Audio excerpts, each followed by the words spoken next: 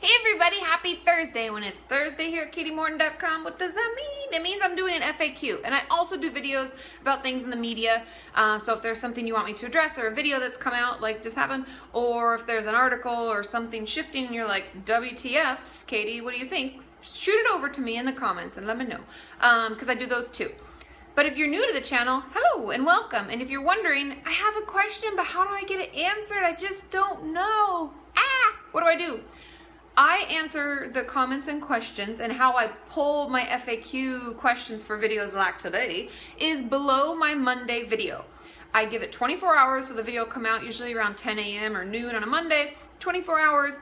I go through, after 24 hours, I go through all the comments and try to comment back on as many as I can, and that's where I potentially pull the question for today. I also go onto my website, KatiMorton.com, under Katie's Videos, the tab at the top, scroll down, Q&A for videos. I go in there and I chat with you all and maybe pull your question from there to be answered in a Thursday video. So I hope that clears that up. I know a lot of you are like, Katie, what do I do? And after that 24 hours and I've already done my first pass through, if you see I have a ton of comments and I've already commented back on most people's, I don't go back through. And I know that it's like annoying, but wait till the next video comes out and put it below that Monday video.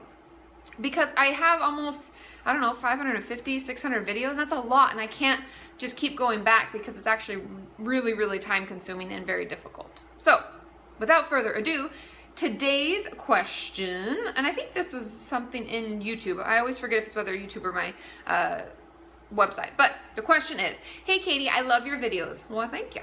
I've been wondering this for a while, but is it okay for a parent to hit a child if it doesn't leave much of a mark? Because my dad used to slap me on the bum if I misbehaved, or shove me into my room hard enough that I've hit the floor. I understand he grew up in an environment where this is perfectly fine, but what about now? He hasn't really done it for a while, but it still bothers me. Thanks, I hope you can answer. And I really want to talk about this because this is something that bothers me. And it's something that may not technically be abuse, but it is, in a way, because it bothers us and it's not okay. And it's not okay to hit a child even if it doesn't leave a mark. Leaving a mark doesn't mean that, oh, all of a sudden it's abuse, it's physical abuse. See, you could see it. It still happened. And the only reason that abuse is so terrible is because of what we think about ourselves, what it makes us feel about ourselves, and how demeaning it is as a human to another human to do that. Hitting anyone is not okay. Violence is not the answer. I know people use that as a joke, but it's really true. It's not the answer. So how do we then discipline our children in a way that is healthy and allows them to make good decisions for themselves without the fear of extreme physical punishment? And the answer is, and I've actually had to do some research on this, because for any of you who know, I don't have children, so you know that didn't happen. But I am aware, because I do couples, marriage, families therapy, of ways that people can non-physically discipline their children.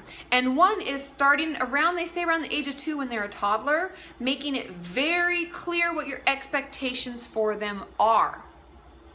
Repeating it over and over, going through it with them multiple times a day.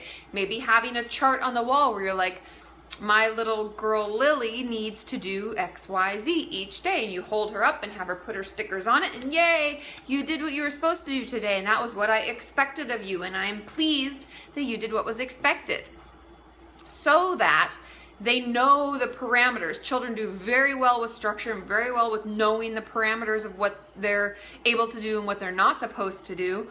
And so then they work within that, and if they've stepped out of that, sometimes all you have to do is just give them a look. And they know that they've done something wrong, and they almost discipline themselves. We're like, I'm sorry, I didn't mean to, and you know, and that way they are much more well behaved. So there's no fear of like, I'm gonna hit you, woo, woo, or I'm gonna give you a treat, or you want that Snickers bar, then you better do that. And none of those things actually lead children to feeling self-confident and good about themselves and in control. Because the one thing that leads to fussiness and tantrums is feeling out of control and feeling like they can't express their needs or not getting their needs met. There's no way to properly communicate, and so we freak out. And that is just what research shows today. I would love for all of you to share your comments or any tips or tricks that you have, positive only. As you know, I'm not going to approve things that are joking about abusing children, because that's not funny. But sharing your tips and tricks, because like I said, I'm not a parent and I'm only reading what the newest research / parental advice things are giving me, and what I've heard from colleagues who work exclusively with parents and parenting techniques, and they have parenting classes. So there's a lot more that is out there and available, but they find this to be the most successful. So let me know what you think. And I want to make sure I answer the rest of this question, because she said, I understand he grew up in an environment where this is perfectly fine, but what about now? And it would still bother you because it's technically physical abuse. I know it's not meant that way, but it's just a very old-fashioned way of disciplining, and so I would express that to them, and I would try to let them know that it makes you uncomfortable, and maybe come up with a different plan if they're open to it. I would encourage each of you, if you're old enough to verbalize and old enough to stand up for yourself, I would say, you know, when you spank me, I find myself feeling really upset and really sad. What if we had like a chart where I could know what you're wanting me to do and what's not okay, and we could talk about it, and then we can go through it that way, because that might save you in the end from that. Okay? I love you all. I will see you on Saturday with the journal topic. If you have a journal topic, plunk it here below. Okay? Bye!